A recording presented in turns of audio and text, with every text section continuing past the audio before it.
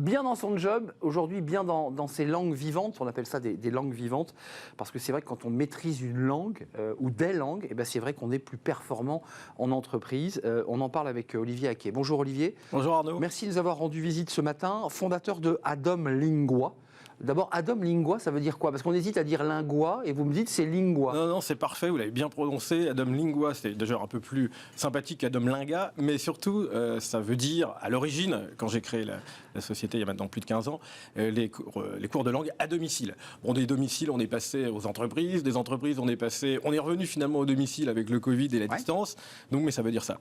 Vous avez, j'imagine, une maîtrise de plusieurs langues. Alors, vous êtes entrepreneur, votre histoire, c'est l'entrepreneuriat. Avant tout. Il y a longtemps, vous êtes passé par l'ambassade de France, mais c'était il y a longtemps. Vous avez l'esprit d'entreprise.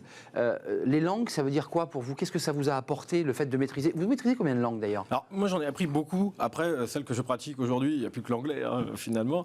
Mais j'en ai appris une demi-douzaine facilement. Une demi-douzaine? Une demi-douzaine du chinois, du japonais, pour les plus originales, on va dire. Enfin, original, c'est de moins en moins original.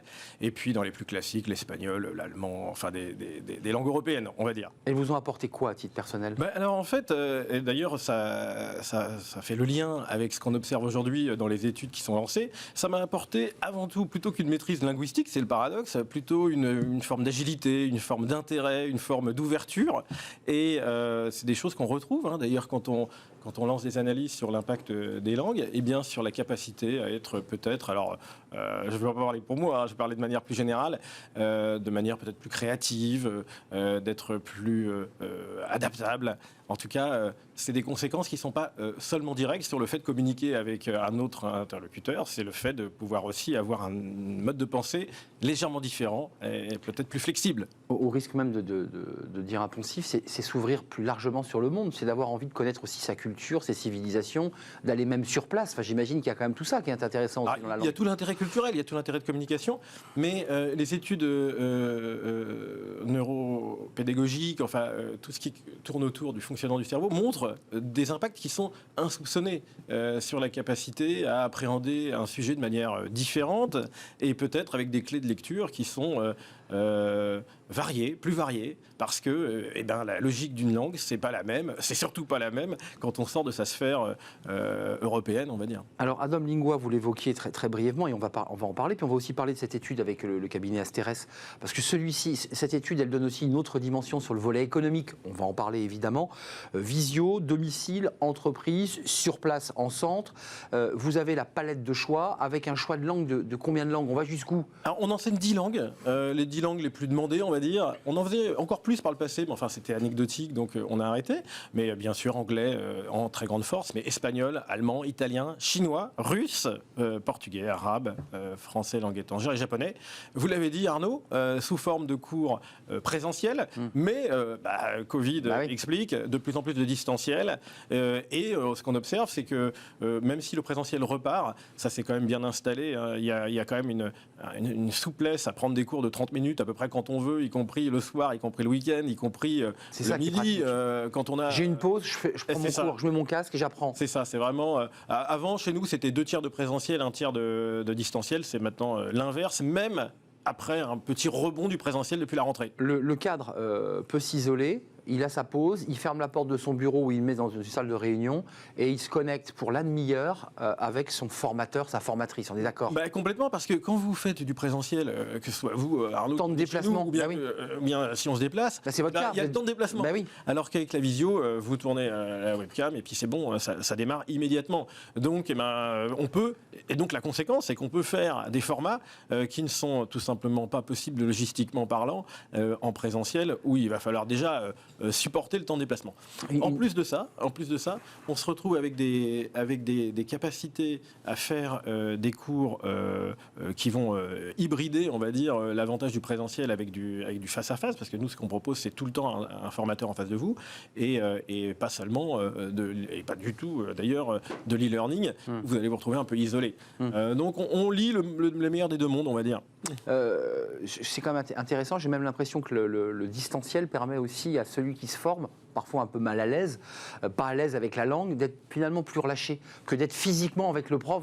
On est parfois un peu écrasé aussi par ce prof. Il y a peut-être moins de censure, ça c'est sûr. J'ai l'impression. Il y a peut-être moins de retenue.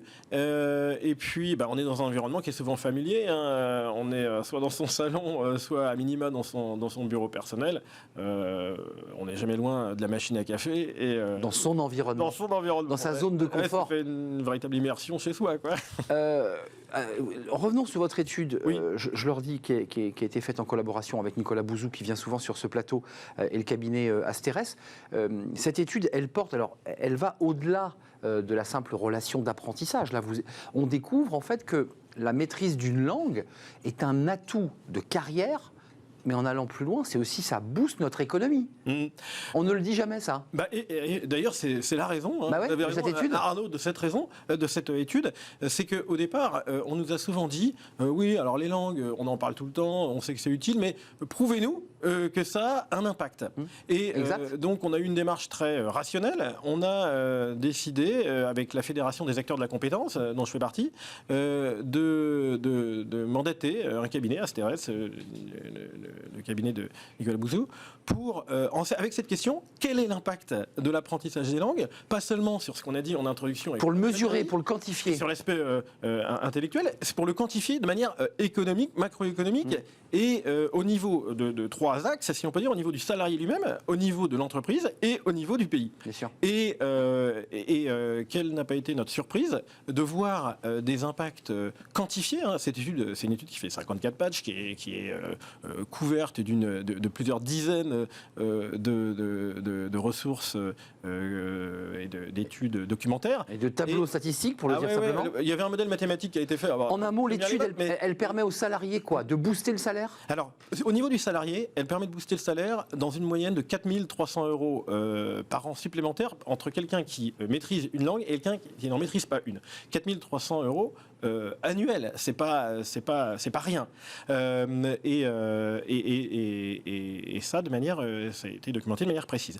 Le deuxième impact, moi, qui m'a marqué, c'est l'impact sur macroéconomique. Cette fois-ci, je prends la focale inverse, au niveau véritablement du pays, où on se pose la question, qu'est-ce qui se passe si on arrive à avoir 1% de plus de gens qui maîtrisent l'anglais, qui maîtrisent une langue étrangère à un niveau, alors je ne peux pas être trop technique, mais enfin un niveau B2, c'est-à-dire le niveau B2, c'est un niveau, il y a 6 niveaux dans le cadre européen de référence, 1 A2, B1, B2, C1, C2. B2, c'est déjà un bon niveau, c'est le niveau où vous arrivez à vous débrouiller de manière autonome, et puis vous n'êtes pas bilingue, mais vous maîtrisez très bien. Eh bien, si vous avez 1% de plus de salariés qui maîtrisent une langue au niveau B2, vous augmentez, et c'est le chiffre qu'on peut détailler ensuite, mais de 4,5 milliards les exportations. 4,5 milliards les exportations françaises, principalement sur les services. Et on en a besoin. Hein. Et on en a besoin, je ne vais pas faire de référence à des échecs récents. Bien sûr, nos exportations peinent d'une manière générale. Voilà, mais c'est vrai que ça paraît aussi assez évident que plus vous allez avoir d'interactions entre deux locuteurs, un français de l'autre côté et un marché extérieur, et bien vous allez mieux vendre, surtout sur les services, parce que l'étude elle a été faite aussi sur les biens. C'est vrai. Alors les biens, c'est moins impactant parce que... sur les services, oui. Mais sur les services, qui est quand même le cœur de l'économie, enfin, pas le cœur, la majorité de l'économie française. On est un pays de services. On est un pays de services. Oui. Et ça, c'est le côté des exportations. Il y a un deuxième aspect qui est totalement aussi évident, même si en ce moment, post-Covid, on en souffre encore un peu, c'est le tourisme. Bien sûr. Bien évidemment, à Paris.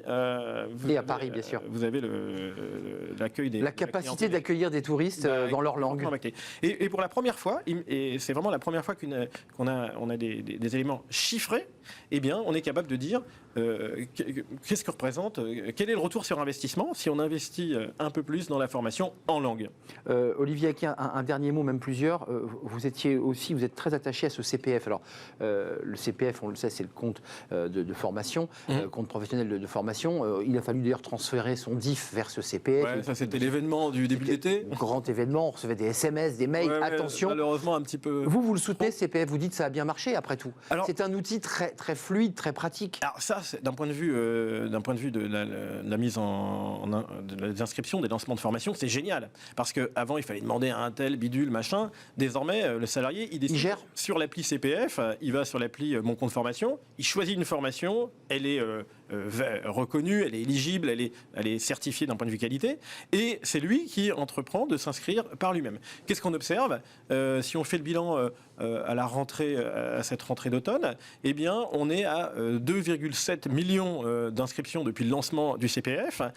Un chiffre qui m'a marqué. Chez Adam Lingua, non, rassurez-moi. Non, ça c'est national. Sinon, c'est national. sinon, c'est colossal. Ça, c'est tout le CPF. Vous me faites peur. Et vous allez voir les chiffres derrière, vous allez comprendre que non, ça ne peut pas concerner qu'une seule entreprise. Et dont 10%, ça c'est un élément que je trouve intéressant, dont 10% de salariés qui ont complété leur budget CPF en finançant une part de formation.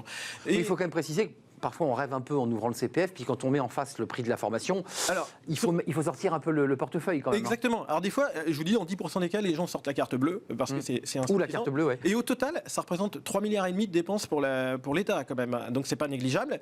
Et effectivement, le choix est assez vaste. Le trio de tête reste les langues, le permis de conduire, la création d'entreprises. C'est les langues qui dominent. Mais effectivement, beaucoup les langues, ce qui est raccord avec ce qu'on disait au préalable. Instinctivement, les salariés savent ce dont ils ont besoin. Juste avant de nous quitter quand même, on est tous passés par des structures scolaires françaises, c'est votre cas. Beaucoup critiquent, voire même contestent notre modèle éducatif, puisque nos difficultés de langue viendraient aussi de notre méthode éducative. Bon, vous allez me dire, vous ne vous en plaignez pas chez Adam Lingua, parce que vous récupérez tous ces élèves qui ont été cabossés par l'éducation nationale pour ensuite les former. Mais quand même, notre modèle, il ne marche pas. Effectivement, je pourrais me contenter de ça, mais c'est quand même, vous posez quand même une question extrêmement pertinente. On apprend les langues pendant 10 ans, hein, grosso modo, et à la fin, il n'en sort rien. Et à la fin, eh bien, on en ressort avec des niveaux qui sont réduits. Je parlais tout à l'heure du cadre européen de référence, donc ça permet quand même d'avoir. C'est quel niveau là? On est en B1? En fin de terminale, le niveau moyen, d'ailleurs, quand on teste la plupart des salariés, on est à un niveau A2. À un niveau A2, c'est-à-dire le deuxième niveau sur les 6 niveaux du cadre européen de référence. Donc c'est vrai que factuellement, il manque un petit peu quelque chose. Peut-être aussi que l'objectivation de la nécessité d'une langue est plus évident dans le monde professionnel, parce qu'on en voit l'immédiateté, on en voit l'utilité. Enfin, c'est quand même un gâchis, parce que si on formait convenablement nos élèves... Encore une fois, 10 ans, vous vous rendez compte, Arnaud, ce que ça représente, 10 ans de formation, même d'un point de vue de la dépense publique, c'est colossal. Je serais tout à fait intéressé à connaître le coût de la formation initiale en langue comparé au coût de la formation complémentaire. Oui, c'est un vrai sujet de passer autant de temps dans une salle de classe pour apprendre une langue, quelle qu'elle soit, et finalement de ne pas être capable de la maîtriser au bout de 10 ans. C'est clair. Ouais. Merci Olivier Haquet d'être venu nous éclairer à la fois sur vos activités, Adam Lingua, une entreprise créée il y a 15 ans et qui propose une gamme très large de langues avec tous les systèmes visio, centre, présentiel, et puis nous éclairer sur cette étude Asterès que j'imagine on peut retrouver dans le détail sur votre site. On peut retrouver sur notre site, on peut la retrouver sur les réseaux sociaux de notre société, on peut les retrouver aussi sur la Fédération des acteurs de la compétence. C'est ça, et vous étiez en accord évidemment, et vous êtes membre des acteurs de la compétence. Merci. Merci Arnaud. Olivier Haquet de nous avoir rendu visite. À très bientôt. Hasta luego, donc peut-être on peut dire, c'est pas mal. C'est un début. Bien, puis en plus c'est pas de l'anglais seulement. C'est pas que de l'anglais, c'est vrai. C'est pas que de l'anglais. Smart et Réglo. Là on va revenir au français, mais on revient au droit. Le droit, rien que le droit avec Étienne Pujol. Et c'est Smart et Réglo. Et c'est tout de suite.